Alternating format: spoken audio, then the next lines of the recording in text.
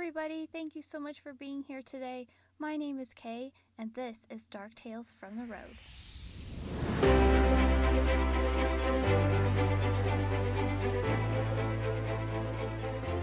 Hey everybody, I am so excited to be back.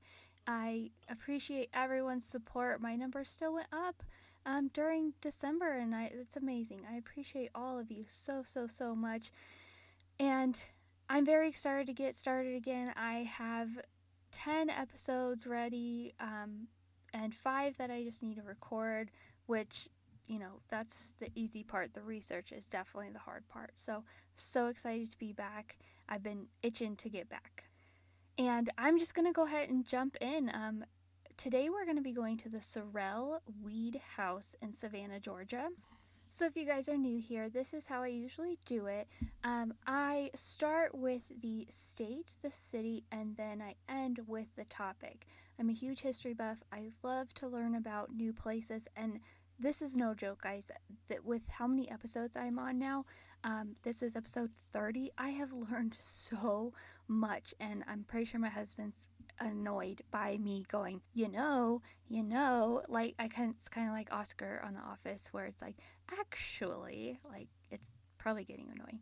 But yeah, so I'm going to do a little background history on Georgia, then I'm going to do a bit on Savannah, and then I go directly into the subject of the podcast, which today will be the Sorrel-Weed House in Savannah, Georgia. So I like to do it that way, just to get a little more background than just the story, and I like to try to cover stories that aren't really well known, so you can kind of get a new perspective on things. And I do a little bit of everything: hauntings and cults. I'm going to do some history of well-known people and conspiracies about them, and I don't think I've done an alien one yet, but I hope to. And I sometimes do true crime, but I mostly stick to kind of the weird stuff. That's where I'm at. So yeah, today we're going to be doing the Sorrel-Weed House in Savannah, Georgia. So why don't I just go ahead and jump into Georgia. So Georgia was a part of the colonies, but their situation was different compared to the British colonies in the north. So Georgia was established in 1732, and then major settlement came the next year, and it was actually the last of the 13 colonies to be founded. So what's kind of crazy is the formation of Georgia came like a half a century after Pennsylvania was chartered, which was in 1681, and 70 years after South Carolina's founding in 1663. So that's crazy that a lot of these places didn't get incorporated until the 16s, and then you see Georgia coming in the middle of the 1700s. So pretty crazy. And Georgia was ruled by actually a board of trustees that was based in London, England. They had no governor, no governing body, and this was actually like that for the first 2 decades of its existence, which is crazy. Like, the others really kind of right away started creating their own governments and governing people, and so that's definitely a little twist on history there. So, and with Georgia being established in 1732, it actually started with a man named James Oglethorpe. He helped others who were seeking refuge from people who were indebted to London, and then ended up becoming prisoners because of that. So Georgia was established to help protect South Carolina from the other southern colonies, from the Spanish who had invaded Florida. So it was like that middleman between all these Spanish states that were coming up, and then them not pushing into South Carolina, North Carolina, all that. And kind of a crazy fact, Georgia is a part of the South, but at first, Georgia was one of the only North American colonies where they banned slavery. So right at the beginning, and they also banned rum, lawyers, and Catholics, which that just makes me laugh. It was just very random when I'm reading through research, and I'm like, wait, what? banned lawyers and Catholics. In like the Jewish people, they were also not allowed, but they were able to stay after 1733. So, like I said, all of that came at the conception of Georgia, but then eventually rum became legalized in 1744 and slavery in 1751, making that whole board of trustees in London, it was weakening their role. Georgians, they were taking over. So what they were doing is it was governed by people that these board of trustees had appointed. And so that was from their inception to 1776, but it started really ending, things changing when the Revolutionary War started, which was 1755 and ended in 1783. So Georgia, when it came to Congress, like the Second Continental Congress in Philadelphia, they were very well represented. They had 3 people there. Their names, oh, I love this name, Button, Gwinnett, Button is just the cutest thing, Lyman Hall, and George Walton, who actually have signatures. They signed the Declaration of Independence on July 4th, 1776. Oh my goodness. And then was the Constitutional Convention for the U.S. Constitution, and that was in 1787, and 2 more Georgians were a part of that, Abraham Baldwin and William Few Jr., and they became the 4th state to enter the Union when it ratified the Constitution January 2nd, 1788.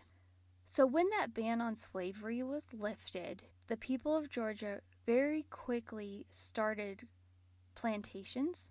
It was a huge part of their economy, and it was mostly rice and cotton.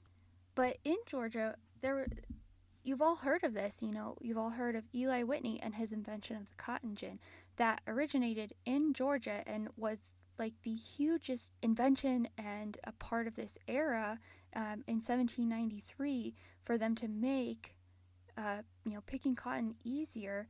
And so Eli Whitney actually came down to Georgia to visit a plantation of a woman named Catherine Greene. She was the widower of a military leader named Nathan Greene, and it really led to the development of what is called the Black Belt region. And it's just a huge concentration of enslaved African Americans and the huge cotton area.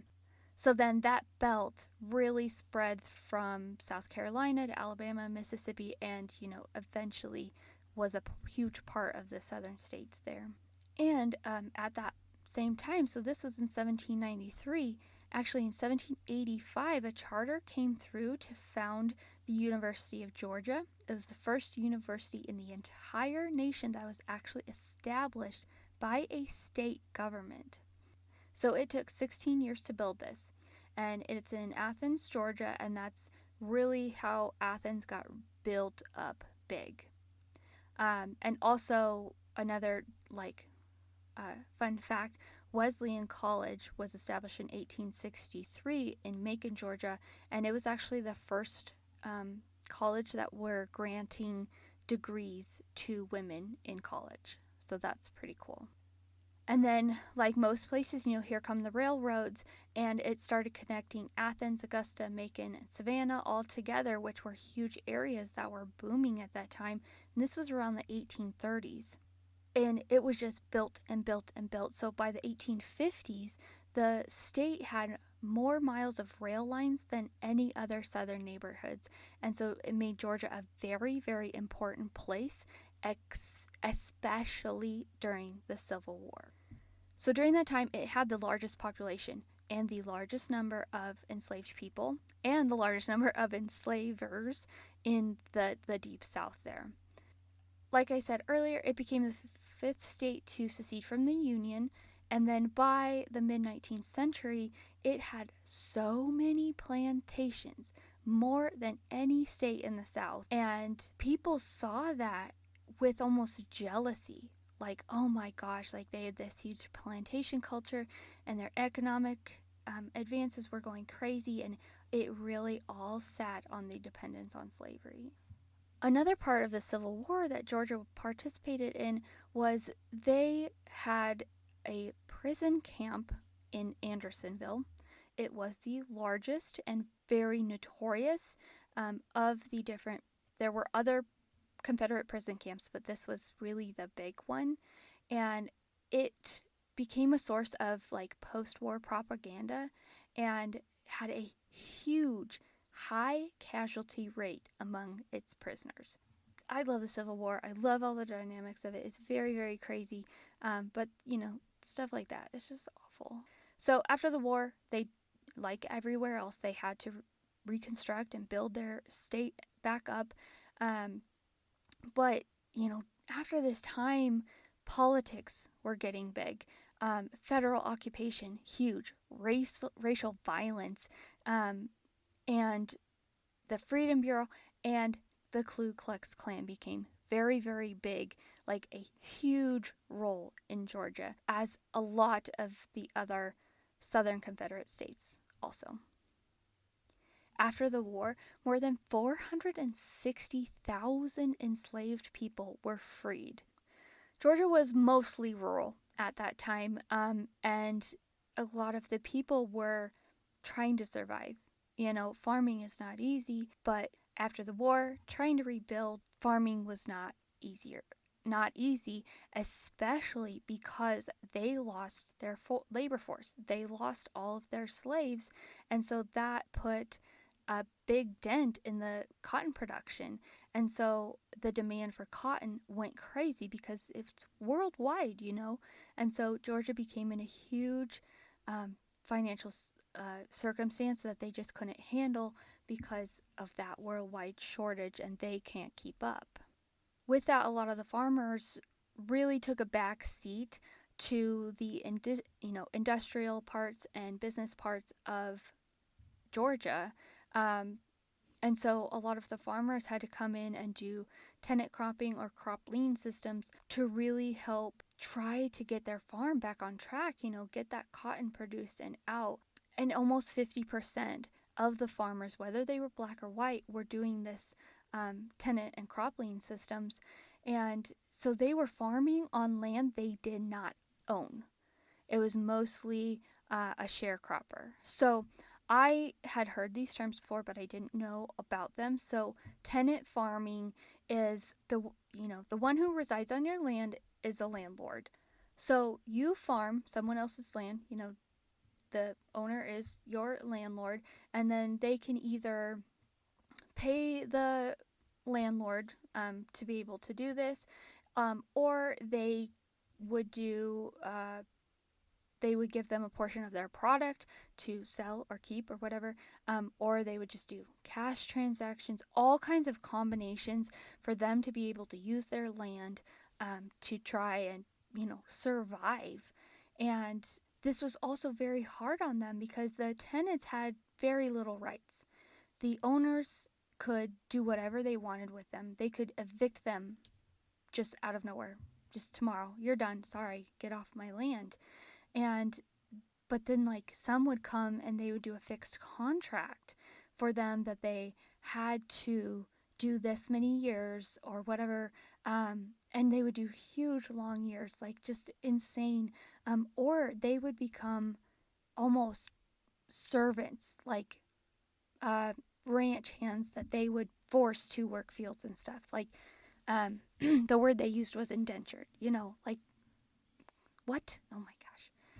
So then a crop lean system is where they use their crops to be able to get what they need to farm their land. So fertilizer, equipment, groceries to live, and they would rely on their cash crops and like cotton and tobacco, and this would provide credit for them to use until all the crops were harvested. But sadly, like these merchants are running up the bill for them because they can, and they would mark these up like 20, 50%, in some cases like even higher, so they can gain this huge profit over these people who are struggling. It was just, that's what a tenant farming and a crop lean system, and a lot of people had to rely on that to be able to survive and rebuild after the war, especially losing their slaves. In 1906, there was actually a massacre that broke out in Atlanta. A newspaper had reported that a black man allegedly assaulted a white woman. So, thousands of angry white men gathered in downtown. I didn't put where downtown, I apologize. So, they ended up killing dozens of black men, and then at the same time, they were causing massive destruction to black-owned businesses. It's very sad, and this made like international headlines, and it's kind of what pushed the nation into prohibition, which started in 1908. Also in 1908, at that time, there was an amendment to the state constitution that said literacy and property requirements. No. So also in 1908, there was an amendment that came across pretty much not allowing blacks to vote. And actually many very poor whites also. You definitely had to have a place in the society, you know. And they also had to continue with literally legislative mandated racial segregation of different public facilities. And this was, the Jim Crow era that really started in Georgia and the South, and it lasted, almost a century. Georgia was actually, though, the first of the 10 states to vote against ratification of the 19th Amendment, which gave women the right to vote. So even though it became a law in 1920, Georgia women were prevented from voting until 1922. And then they didn't officially ratify the amendment until 1970. Some fun facts here. 1923, Charles Lindbergh flew his first solo flight at Sutherfield in Americus. I hope I said that right. 1954, the U.S. Supreme Court ruled in Brown versus Board of Education, separate but equal law governing public education in Georgia and, of course, in the southern states, that it was unconstitutional. 1957, Martin Luther King Jr. and a lot of his other advocates, they formed the Southern Christian Leadership Conference, so the SCLC, in Atlanta. And this was formed in dedication to nonviolent protests for equal rights for African Americans. And they were a huge, we all know this, they were a huge contributor to the civil rights movement. And they still continue to be active on social justice issues. And lastly here, Georgia is the country's #1 producer of peanuts and pecans and Vidalia onions, and they're known as the sweetest onions in the world. They can actually only be grown in the fields around Vidalia and Glenville. Lastly, Coca-Cola was invented in Atlanta in 1886.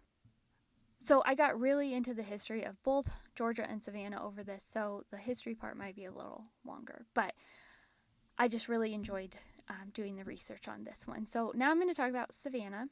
This is where the house is located. So Savannah's history actually starts around 1733, which is pretty cool because the state of Georgia became a state in 1732.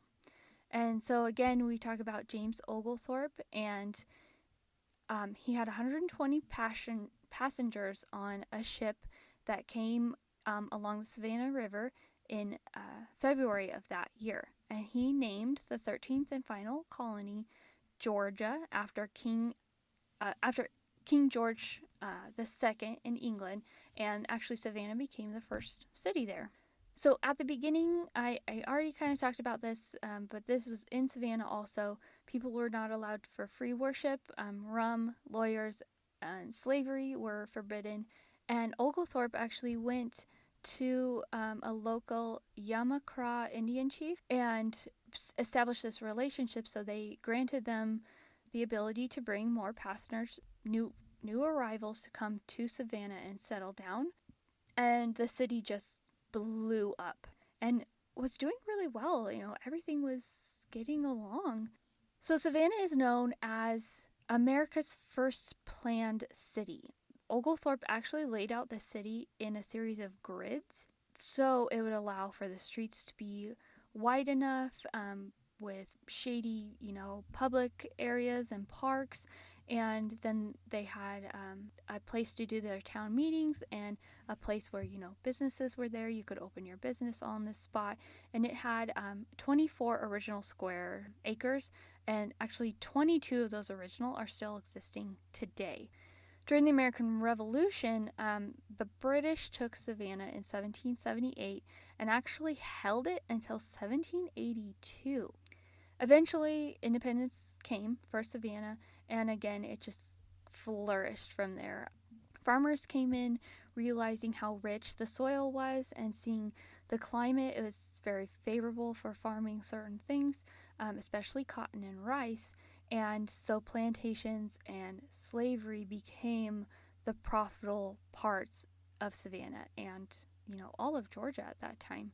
Georgia became a free colony and legalized slavery.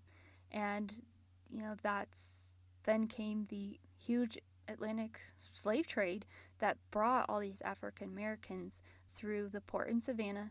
So this area became crazy wealthy, especially due to cotton. And these people would build these massive homes, and there were just churches everywhere throughout the city.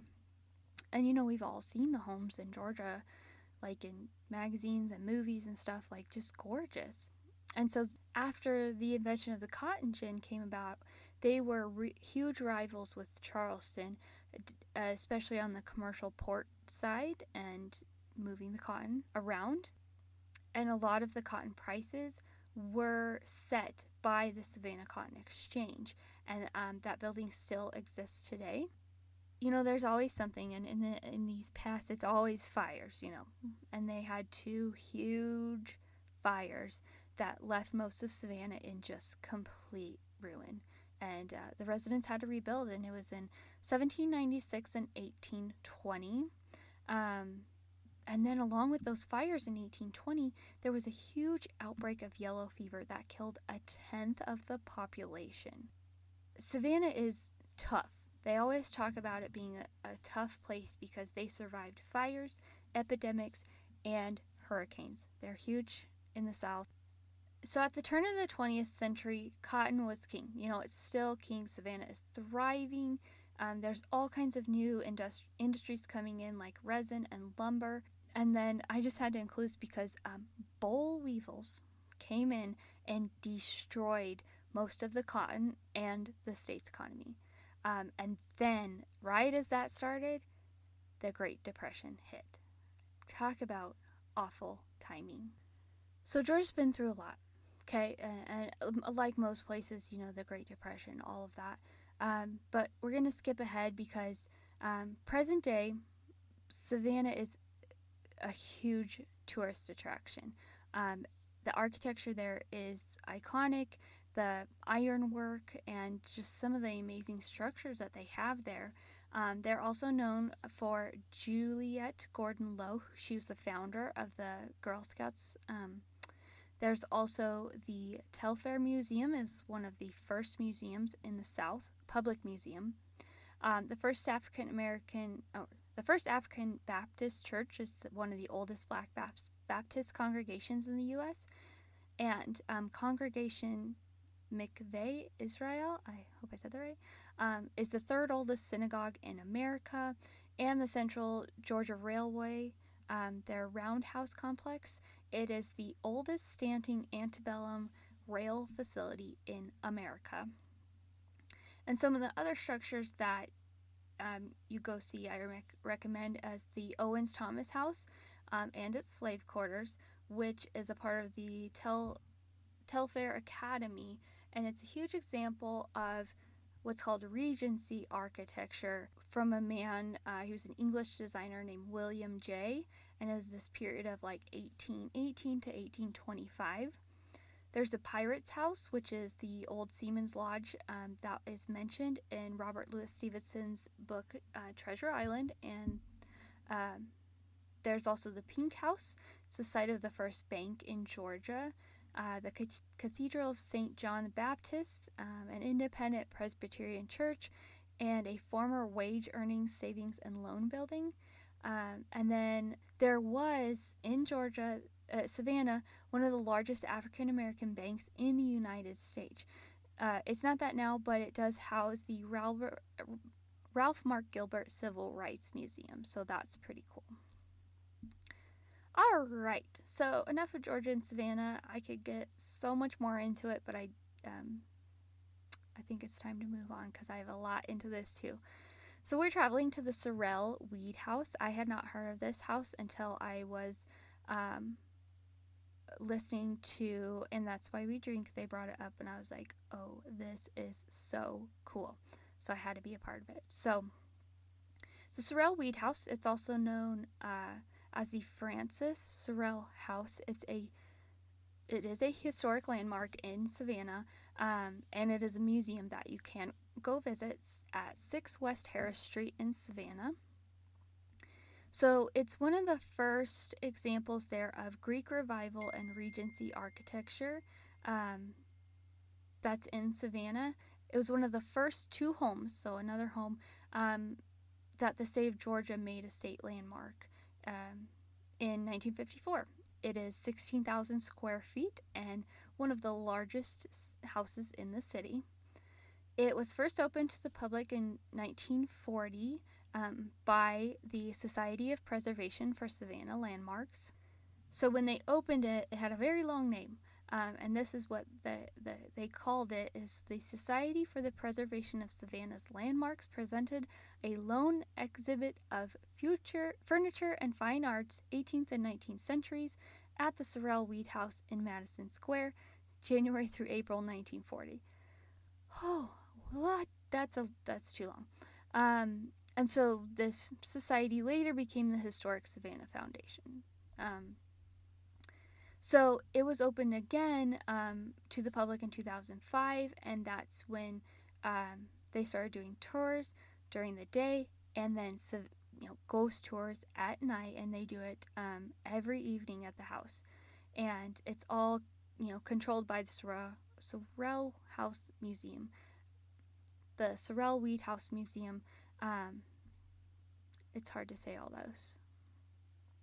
It was designed by a famous Georgia architect. His name is Charles Kluski. So this house was built for a man named Francis Sorrel. He was a wealthy shipping merchant. He had a plantation, and he was just a very high-ranking, well-known citizen of Savannah. His son, General Gilbert Moxley Sorrel, was one of the youngest generals in the Confederate Army, and after they lived there, Francis Sorrel lived there first. He lived there 1793 to 1870. Then his son lived there 1838 to 1901. Then in 1859, a purchase was made by a Savannah businessman named Henry Weed, and he took possession of the house in 1862, and it remained in the Weed family until 1914. So again, the Sorrels were a very influential family. Francis was one of the wealthiest men in Savannah, a lot having to do with his plantations that he did. He was born in Haiti, and in Haiti there was a huge slave revolt that really forced his family to flee the area, and Francis was actually saved by slaves because the slaves were killing people, but they refused to kill a young child. So he would work on the docks in Port-au-Prince, and eventually with that company he worked for, he got transferred to the United States. Sadly, because he was saved by these slaves, he eventually became a slave trader. He opened a shipping company in Savannah where they shipped salt, butter, molasses, cotton, and slaves. And it grew out of control, making Sorrel this, again, massively wealthy man. So like we said, Moxley Sorrel was Francis's son. He fought for the Confederates in the Civil War and ended up becoming a brigadier general, again the youngest then. And then because of that, General Robert E. Lee actually visited the Sorrel-Weed home in 1861 um, because Francis Sorrel had been huge friends with them in the 1830s, or since the 1830s. And so he visited the family, and it was actually very shortly before his death that happened. In 1941, a man named A.J. Cohen Sr., he was again another very big Savannah businessman, he bought the Sorrel-Weed House, and they lived in that house for over 50 years. And Cohen had built a brick addition to the house and opened um, a store called Lady Jane. It was an upscale women's clothing store, and it was huge in Savannah. It lasted decades. It actually ended up closing in 1991, and then the home then was also bought by a man named Stephen Batter. That was in 1996, and he removed the brick addition after he purchased it. Fun fact, the opening scene of Forrest Gump was filmed from the rooftop of the Sorrel-Weed House. And so in the scene, there's the floating feather through the Savannah sky, and it pans the rooftops of other buildings in that area known as Madison Square. And all of this is seen from atop of the house. And like the part where he's sitting on the bench, where Forrest is sitting on the bench, talking about chocolates, that also was from the house.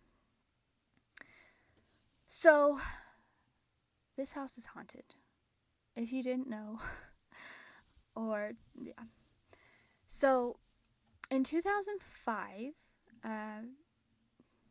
so this house has been investigated by so many. Some of the prominent ones, that we have heard of is Taps for Ghost Hunters. They did a 2005 Halloween special edition episode. I couldn't find it to watch it. I was really sad, actually. It was also on HGTV's If Walls Could Talk in March 2006. Again, I couldn't find it.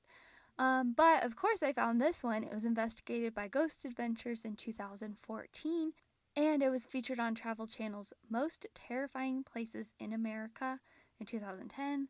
And I couldn't find that one, but I did find the Ghost Adventures one, and it was really good.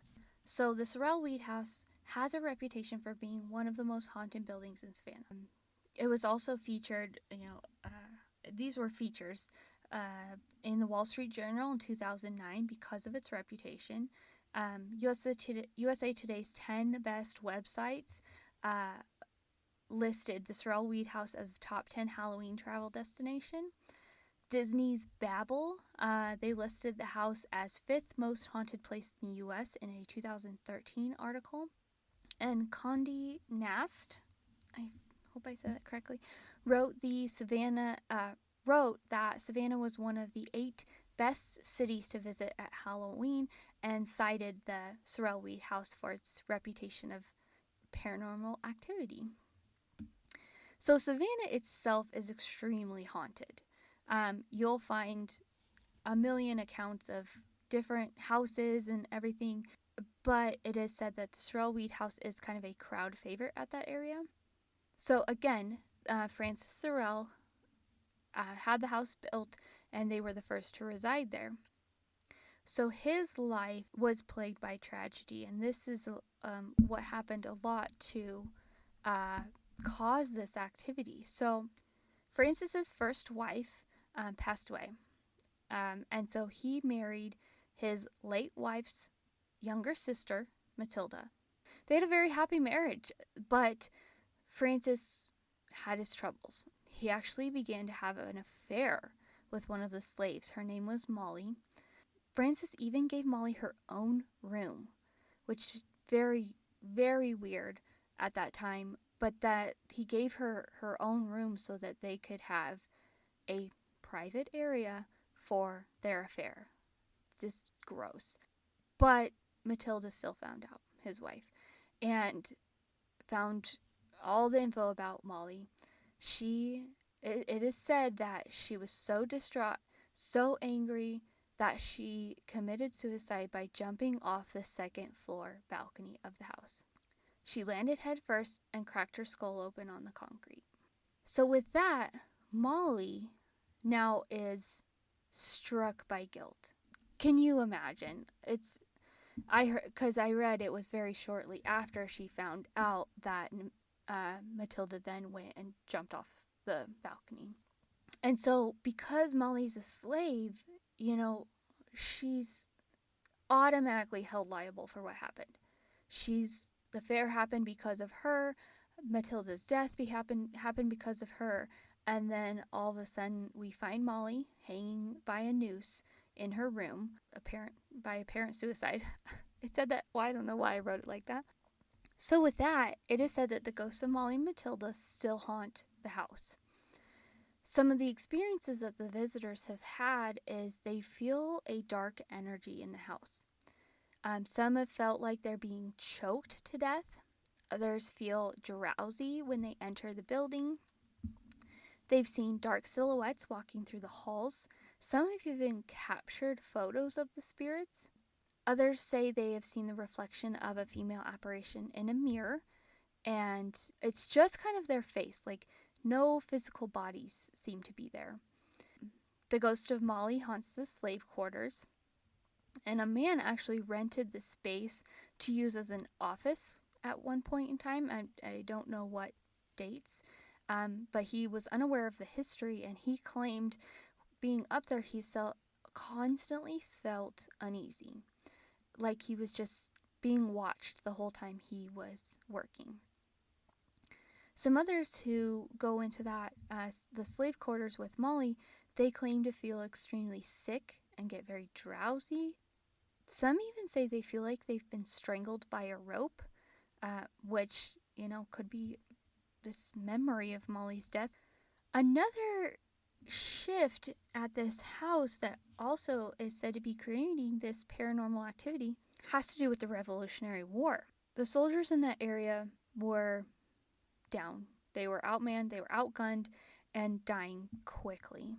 So bodies were literally piling up all over where the Sorrel-Weed House is located. So they actually dug a trench in the Madison Square area and buried all of them. So within just couple weeks, hundreds of soldiers had died and they were all buried. And so, some of them are injured and there's all this chaos. So you couldn't even see the difference in the people. It was just a massive pile of bodies. So they were just thrown into this pit, and it said that allegedly some of them were just buried alive. Like they had no chance, they just threw them in there when they were still alive. So after the battle went on, they never exhumed the bodies. They just left them there. And so the city is building on top of the old battlefield. So Madison Square was built in the 1830s, and that was like 50 years after the war. So including the house, they are built over the remains of hundreds of dead soldiers. Just very creepy. Some of the experiences people feel, they hear sounds of like a social gathering in the living room of the house. But when someone approaches that area, it just suddenly stops. And they have still yet to figure out where the sound is coming from. But they think it's like a gathering of many of, the socials who held parties there, or maybe just, a gathering of soldiers in that spot, like a residual energy. Some also say that they feel a dark, psychic energy in the house, and that they believe the dark energy is from the bodies that were buried during the battle of the Siege of Savannah, because they feel that aura kind of hanging around over Madison Square as well. And with that dark feeling, they can hear sounds of warfare, especially during quiet nights. Very creepy. So with all that, the people who suffered the most were the slaves. They were taken from their homes, brought to Savannah, unloaded on a river dock, and then they were forced to either work in the docks or go to different plantations. The place where they were sold was a place called Factor's Walk, so they would just go a block away and be sold where farmers and plantation owners could buy and sell them. So today, Factor's Walk is known as one of the most haunted places in Savannah. So this is not about the Sorrel-Weed House. Sorry, this is about another place, and then I have another one also. And so they say that at night you can hear sounds of captured slaves begging for freedom, along with the sounds of rattling chains that kept them captive. Oh my gosh. Another place out there is called the Owens Thomas House. It's the oldest surviving urban slave quarters in the country. And they say that over a dozen ghosts reside in this building, and they say it is the most haunted house in Savannah. There's a very heavy spiritual presence there, but these slave quarters have been completely untouched by the paranormal. As in, they do not get anything from the slave quarters. Very curious, you know. They say that in the slave quarters there is paint on the walls, ceilings called haint blue paint. It's actually said to repel evil spirits and ghosts. So they say that's why the slave quarters have no paranormal activity. So here are some haunted stories that have come from the Sorrel-Weed House. So this is a story from a man. His name is David Duran. He published this in October of 2016. So this is what he says, and I cut like the history parts out because we've already been over the history, but I am going to kind of read it word for word because I want this to be from his words, you know. So he says, there are so many ghost stories about this house. Many visitors claim to feel an evil energy within the home, particularly in the basement area. Choking sensations and nausea are a few of the physical effects the homes seem to have on visitors. Some claim the mansion also has an odd effect on electric equipment. It drains watch and cell phone batteries in a very short period of time. For example, visitors often report starting the tour with a full charged cell phone that ends up dying by the time the tour ends, and then others have reported apparitions reflected in mirrors inside the home. Visitors have taken photos of the decor only to see a mysterious person dressed in colonial garb reflected back at them. I captured something disturbing on camera at Savannah's Sorrel-Weed House. A series of photographs show the reflection of someone who wasn't in the room with us suddenly appearing in the mirror. So he continues on to say, on a recent flight to Savannah, I kept pestering the flight attendants about which runway we would land on. I was really hoping for runway 10, knowing that I might not see the headstones, but at least I could say I landed on them. Savannah's runway 10 is the only known runway in the United States with marked gravestones in it. A runway extension during World War II placed the path through a small family plot. The ancestors of the departed didn't want to move the graves, so to add to Savannah's spooky reputation, visitors landing on Savannah Hilton Head International Airport, whether they know it or not, are thrust into the city's afterlife culture. I never did confirm which runway we landed on, but I had larger intentions of visiting the city's gravestones nonetheless. I didn't claim to have any sixth sense or paranormal abilities when it came to ghosts, but in the past I felt what I described as mysterious energies around me. At times, seeing dark shadows turning corners or just feeling someone or something in the room with me. I had read about Savannah being one of the most haunted cities in America, and I figured since I was there I would try and seek out some great goosebump moments. My first stop was Colonial Park Cemetery in the heart of Savannah's historic district. It's the final resting place of more than 700 victims of the 1820 yellow fever epidemic, as well as many victims of Savannah's tragic dueling era, men who died from what some call acts of, quote, too much honor. It was daytime and a small park, so I felt comfortable exploring the graves on my own. Near the back, there was a number of headstones resting against a massive divided wall. Stories say that during the Civil War, federal troops took over the grounds during their occupation of the city and changed the dates on many of the headstones, while also looting and desecrating the place. Once my confidence in hanging out in the cemetery rose, I headed to Bonaventure Cemetery, east of the city. Even though I was a bit shaken up from the mysterious walk through Bonaventure, I had booked a night tour of a famous Savannah home that evening with some friends. The Sorrel-Weed House had been featured in various paranormal activity television shows and is considered one of the most haunted homes in the U.S. and even the world. The home was built by Francis Sorrel in the early 1840s, and after the passing of his first wife a couple of years later, Sorrel married his late wife's younger sister Matilda, who would live in the home with him. That night, I was on a mission to have some sort of close encounter with any spirits hanging around the house. But since this was a ghost tour of sorts, I was skeptical at what, if anything, we would experience. Our guide had a calming vibe with his monotone voice and slow descriptions of the history of the home. He led us through parts of the living space, and the group was encouraged to take as many photos and videos of the home he wanted. The camera flashes and the darkly lit interior of the home became more of a nuance during the tour, but understandably, everyone was trying to capture little green lights or orbs, or what most consider to be spirits. The home had a history of captured images of these orbs and dark shadows, as well as recordings of voices and screams. The history in the home also includes murder and suicide within the walls of the home, so that added to the intensity. I took an impressive amount of images that night, mostly because everyone else was taking photos and I wanted to be the one to find these orbs. In the dining room, there's a large mirror, and for some reason everyone was snapping pictures of the mirror. Apparently, it's the location of various orb sightings.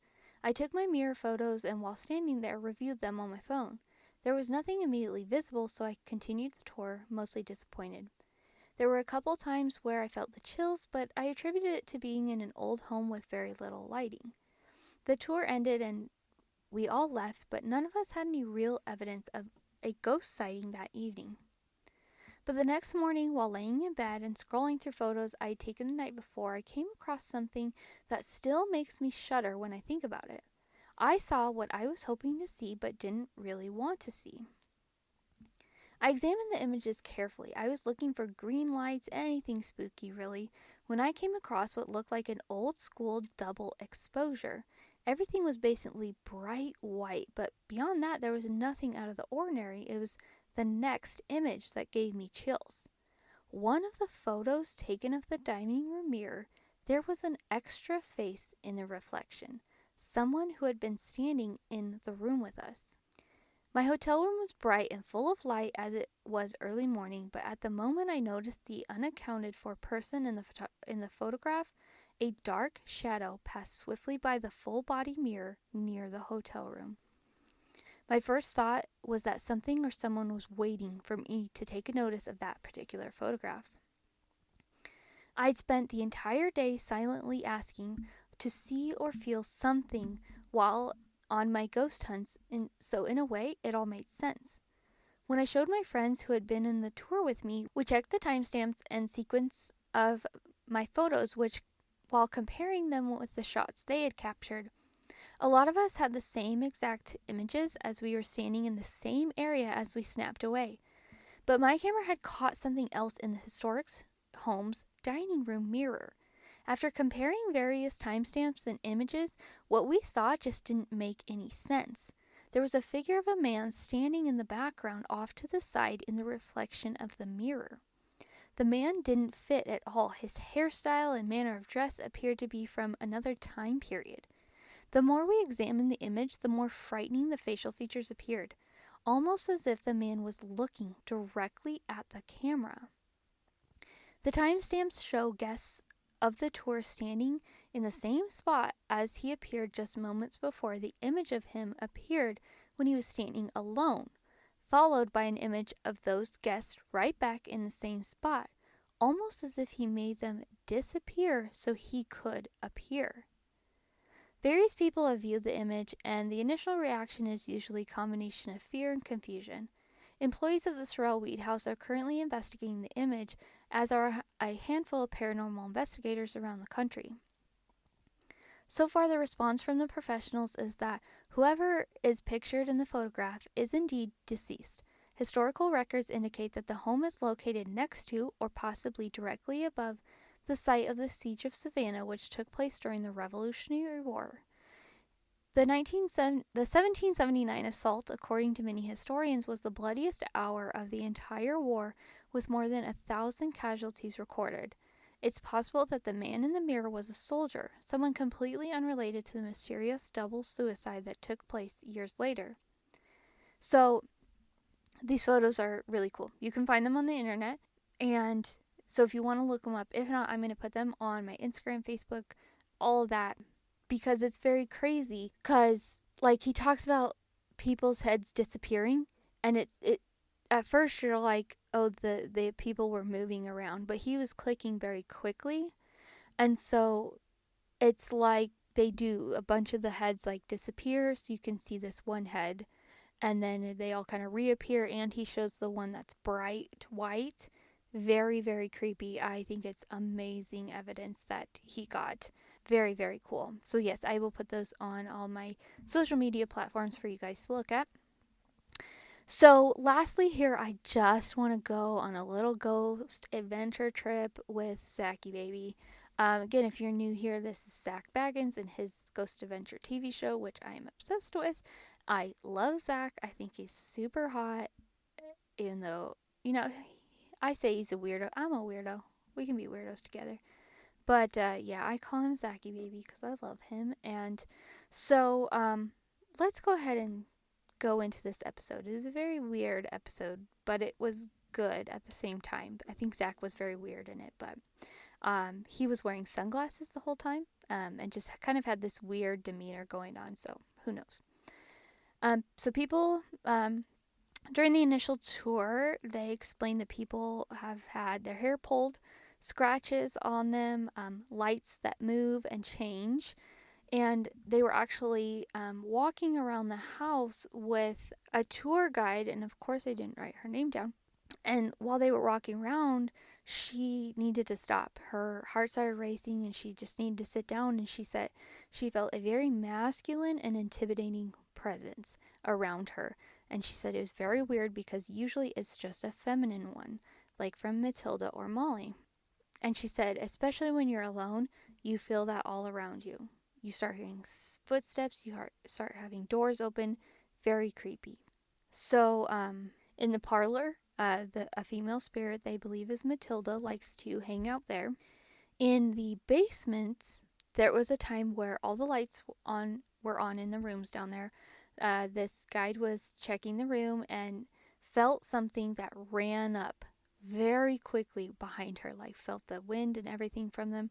Then she felt like she was being held, like she was completely frozen and just like felt something swirling all around her. Very, very, she said then it just stopped all of a sudden, like very creepy. They also believe that Sorrel's son, he was a surgeon, and so they believe that he actually did surgeries in the basement because they see shadow people all the time. One was sitting on a couch and they felt someone sit down right next to her, which, oh God, I would freak out if all of a sudden, like, the couch goes down and you can, like, feel it and there's no one next to you. Oh my God. So they're still, doing the introduction and they're in the basement, and all of a sudden when the guide went into a specific room in there, the camera, Aaron's camera completely stopped recording. Just completely. And they were like, oh my gosh, is this a warning? You know them. They can be a little dramatic, but So, start of the investigation. Zach and Aaron go to the slave quarters where Molly is, and they get up there, and you actually notice it before they do, but they are just kind of swaying together, like in the same motion. And then all of a sudden they're like, man, I'm dizzy. It feels like I'm on a boat. And it was the same spot where the tour guide started to feel unwell, and they realize they're both swaying and all that. So they head to Molly's room where they're doing an EVP session, and the minute they walk in the room, they hadn't even started yet, a very clear woman response came through that said, hello. So they have the spirit box, not like the recorder, they have a spirit box going, and they literally hadn't said anything as they entered this room. So Aaron went outside and throughout the house to see if anyone was around, and just absolutely no one, especially, a woman. He has them on their crew, but like his initial small group that he takes on the investigations, there is not one. And the guide wasn't there or anything. So they really made sure that that was a legitimate thing. And so Zach starts asking questions, and his demeanor instantly changes to where he's very angry, extremely agitated, and he jumps up because he is hit by something and says that he's opening himself up to the spirit. Like, what are you doing? Do you want to talk to me? Take the energy from me. Do whatever you need. So at that time, during that time, Aaron is still walking around, and he says he just felt extremely drawn to the courtyard where all these soldiers were buried, you know. So he's going back in, and he can hear footsteps like walking towards Zach. And they're very loud. You can very easily hear them. And Zach gets very, very creeped out. He said he can feel something very, very dark, and like things in the room are moving around him, and he can hear talking. A lot of that you can't hear, but Zach's reaction, it's hard to. I like to say that it is a genuine reaction. Who knows if he's acting or not, but So they're still in Zach's still in Molly's room. He hears more and more footsteps. All of a sudden, he feels completely paralyzed, and he feels like his thoughts are being controlled, and that he's in this very, very weird trance. So he's when he starts calling for Jay, then falls into this weird trance. And so he's like trying to talk to Zach, and he's not coming out. And then I think Jay walks away, if I remember correctly. But then all of a sudden, Zach claps his hands super loud and just yells, "Who the fuck is up here with me? My body is numb," freaking out. And then he said, kind of after that, he felt calm. The spirit started to calm down, and he came out of his trance, and then was like, "Okay, I'm going back to base camp." So Aaron also joins them at base camp, and Aaron starts freaking out. All of a sudden, he's having this massive pain. He feels like he was been stabbed under, his rib.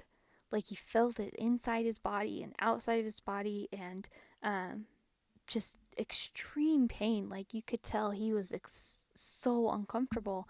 And, the base camp area, they said, was a huge part of the area where they buried the soldiers. So it's was Aaron stabbed by a soldier?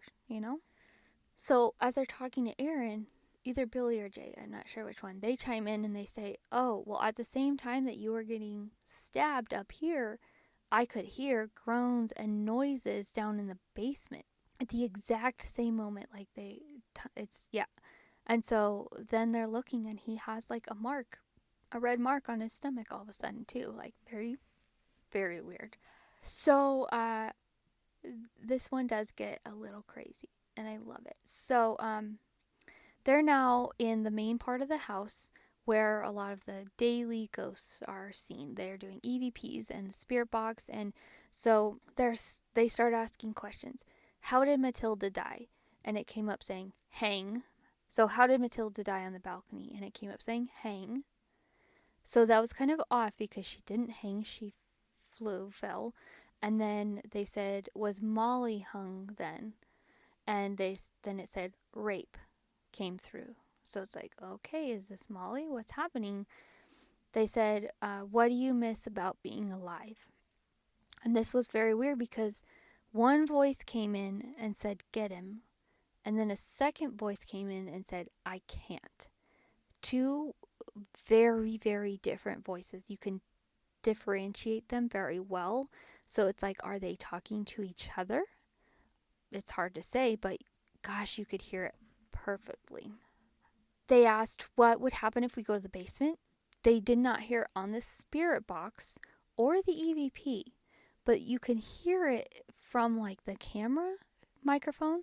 You can hear it say basement.